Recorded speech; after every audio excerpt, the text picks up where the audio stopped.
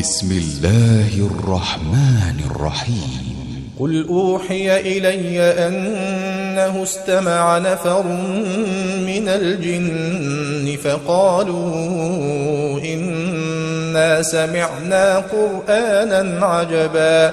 يهدي إلى الرشد فآمنا به ولن نشرك بربنا أحدا وأنه تعالى جد ربنا ما اتخذ صاحبة ولا ولدا وأنه كان يقول سفيهنا على الله شططا وأنا ظننا أن لن تقول الإنس والجن على الله كذبا وأنه كان رجال من الإنس يعوذون برجال من الجن فزادوهم رهقا وأنهم ظنوا كما ظننتم أن لن يبعث الله أحدا وأنا لمسنا السماء فوجدناها ملئت حرسا شديدا وشهبا وأنا كنا نقعد منها مقاعد للسمع فمن يستمع الآن يجد له شهابا رصدا وأنا لا ندري أشر أريد بمن في الأرض أم أراد بهم ربهم رشدا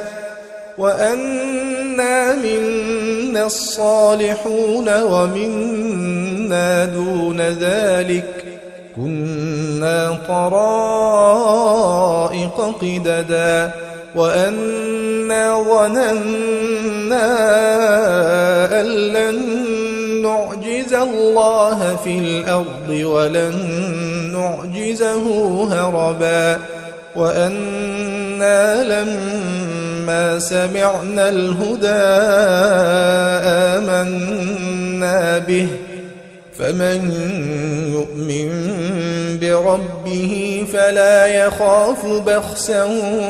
ولا رهقا وأنا منا المسلمون ومنا القاسطون فمن أسلم فأولئك تحروا رشدا وأما القاسطون فكانوا لجهنم حطبا وأن لو استقاموا على الطريقة لأسقيناهم ماء غدقا لنفتنهم فيه ومن يعرض عن ذكر ربه يسلكه عذابا صعدا وأن المساجد لله فلا تدعوا مع الله أحدا وأنه لما قام عبد الله يدعوه كادوا يكونون عليه لبدا قل إنما أدعو ربي ولا أشرك به أحدا قل إني لا أملك لكم ضرا ولا رشدا قل إني لن يجيرني من الله أحد ولن أجد من دونه ملتحدا إلا بلاغا من الله ورسالاته ومن يعص الله ورسوله فإن له نار جهنم خالدين فيها أبدا حتى